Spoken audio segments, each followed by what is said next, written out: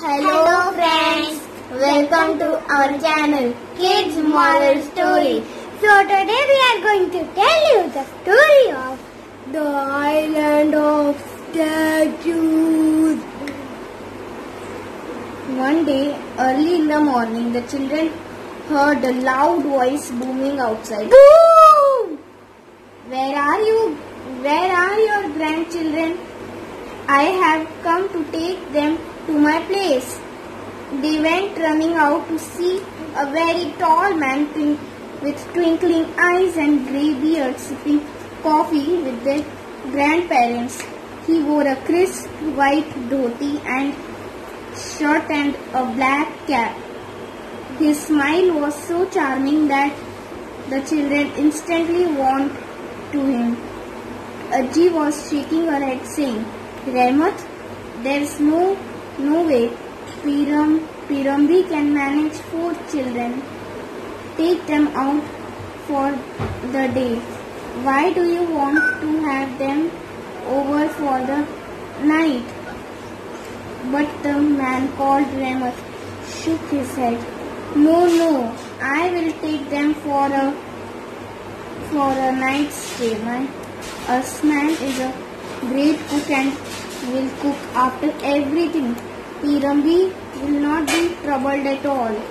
Ajji saw the questioning look on the children's faces and explained, This is Rahmat. A long time back when your Ajja was a school teacher, he was your Ajja's student. He lives in a little far away now. He has a mango grove there and a large house. All his children live aboard in his house. There's a large library of books and what can be called to a mini zoo with goats and peacocks and pigeons and parrots. So friends, write in comments.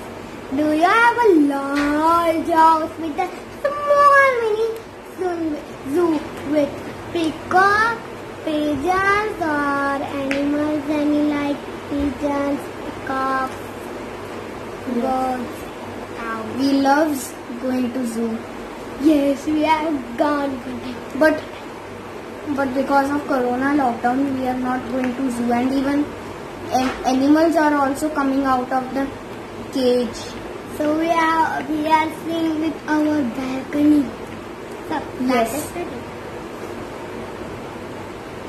He wants to have you all over for the night. I am sure you will have a good time, but do you want to go? He also tells very beautiful stories, added Ajja. Rahmat grinned and said, Master Ji, don't exaggerate. I started reading children's storybook only after my grandchildren were born. Then I remember... Grandchildren means your grandma's child. That is called grandma, then mother, and then grandchildren is also called the grandma's child's children. Yes. Rahmat grinned and said. Rahmat grinned and said, Master Ji, don't exaggerate. I started reading children's storybook after my grandchildren were born. Then I remembered the story you used to tell us in school and passed off some of them as my own. He turned to the children and said, So what do you think, kids? Will you come with me? I will show you a different part of the village. Everyone was thinking when Raghu spoke up. Can we bring our friends with us? Oh, you mean Vishnu Kaka's grandchildren? Of course they can come. The more the merrier. Pirambi will love having so many children in the house.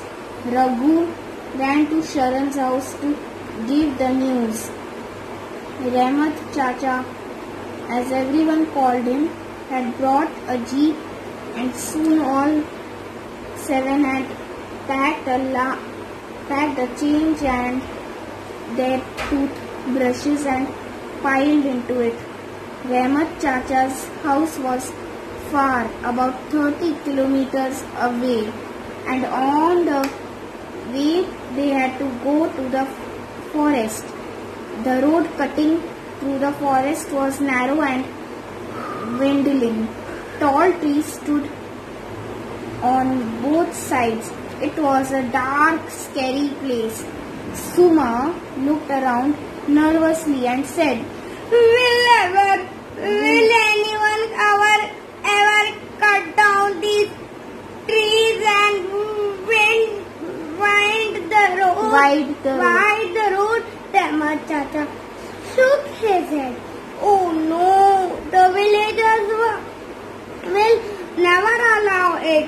We love our trees and try to see few are cut down as possible. It's so, friends. The Rahmat Chacha is talking about.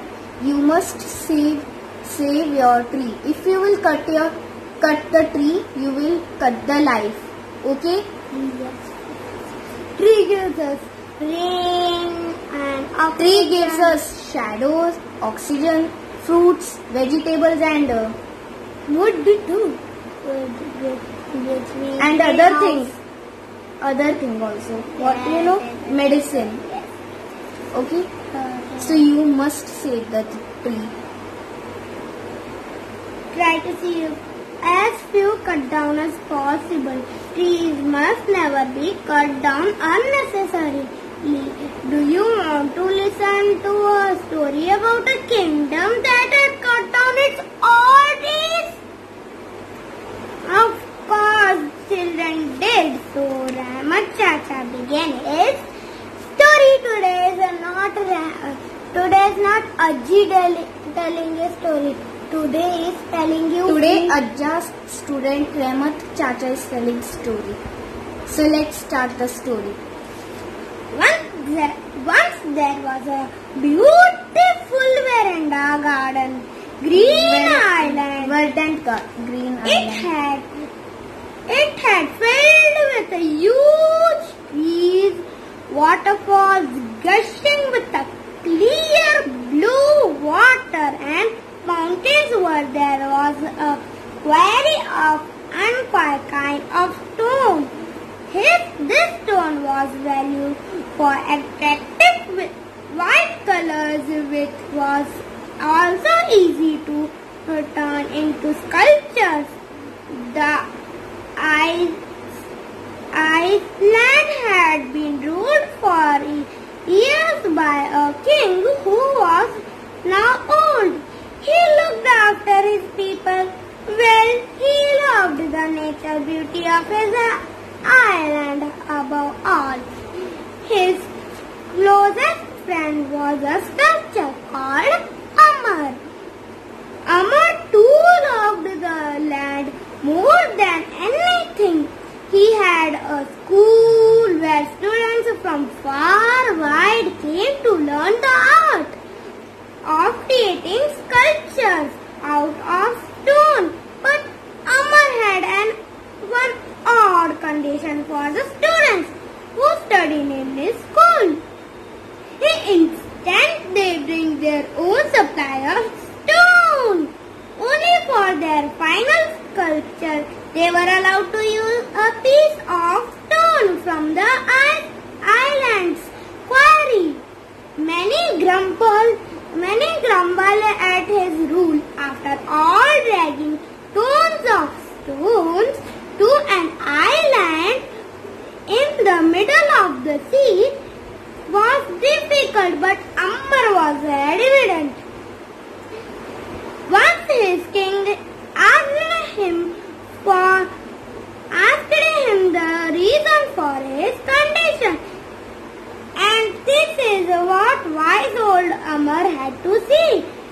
This stone is indeed everything on this remarked island of ours is a gift which we need to preserve Unless we use it wisely, how will be it able to save this quarry of our children? If we started using stones and woods from the tree without all through, they will soon finish, and then we'll be left with any empty bare island. This is why I insist that students learning the craft of sculpturing bring their own material, and only when they make their final piece of art can they use this uncoined stone from our land. The king applied this thought in his mind and let Amar run his school the way he wanted. But then a day came when the king, now was very old, died, and his son took over the throne, the kingdom, the palace. Radha the new king, wanted to do everything differently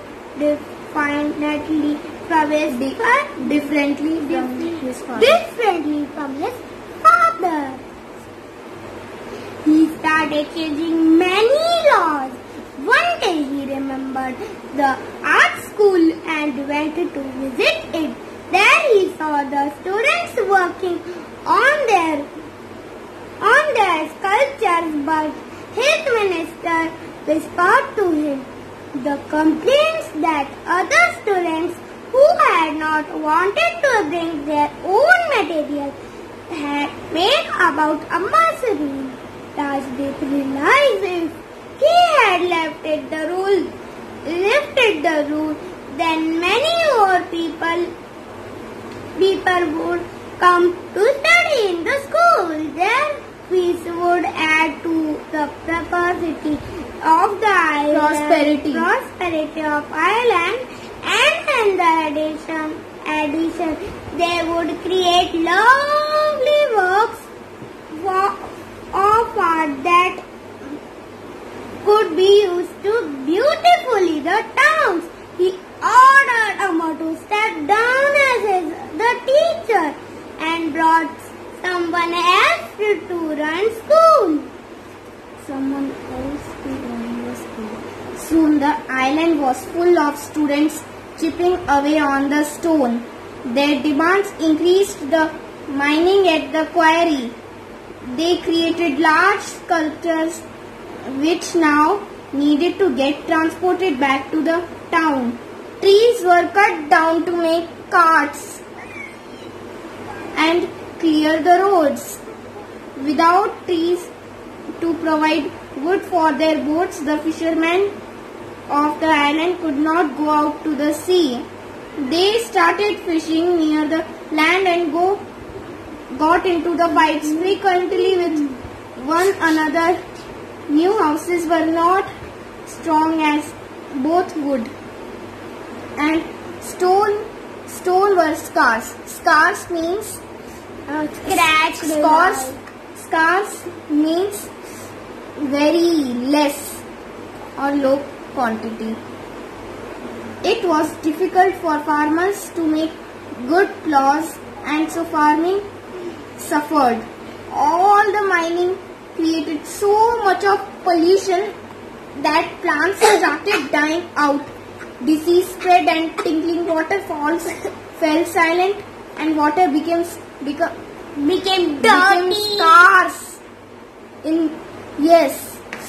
Pollution, even harmful land. I don't believe it. Harmful. The climate changed and it became hotter and drier. Soon there were famines, and once beautiful green island was reduced to a wasteland. By listening to the story and sweating. Yuck. I had never heard it before. Rajdeep's wishes of lining his capital city and palace with giant sculptures was fulfilled. Each student in the art school made a beautiful, huge statue and gifted to him. Soon the statue filled up with the entire kingdom, where once there were deep forests and blue rivers and streams. The island was a barren land now. The forests were gone. The rivers had turned into dirty tickles of water. I don't The like that. climate became hot and dusty as the rains no longer came on time. People started For leaving many the years. island. The houses, schools, and palaces slowly fell silent as they were abandoned. With time, everyone forgot about this island. Many years later, when explorers landed here, they found hundreds of statues strewn all over a bare island, a land destroyed by the new king's greed. How everyone enjoyed the story. The rest of the journey was spent in each one acting out a part from the story, with Rahmat Chacha talking on the role of the wise old king, cheerful and at the same time very hungry. They soon reached their new friend's house. It was huge, rambling place. Pirambi was waiting for them at the doorstep. She told Asman to make a sharbat of mango. Sharbat means it's a kind Shake. of drink. Shake. In English we call it shake. Sharbat in Hindi we call it. You can also call it. And Shurukumba, also known as a kind of kheer. Sukumba, spoken in Karnataka, Yes. for lunch. There was also paratha, biryani and all kinds of mouth-watering dishes, which Asman was more than happy to prepare. After lunch, they roamed around the house, examined the books in the library and the many awards Rahmat Chacha has received for his innovative skills and agricultural. So friends, name the greedy king who wishes for the island full of statues. Write in comments. What is the meaning of Adamant. The meaning of adamant is determined not to change your mind or to be persuaded about something. For example, Bridge was adamant that he will not do his hard work. We told this Bridge Fire and the Beard story last time. So his name was Bridge. Bridge was adamant that he will not do hard work. yes hard. What is the meaning of barren? The meaning of barren is place that has dried up or not rained for many years. For example, the island had not rained for many. The island had barren. The island, you mean? The island had got barren. So friends, subscribe to our channel Hit the notification bell. and press the like button. Bye.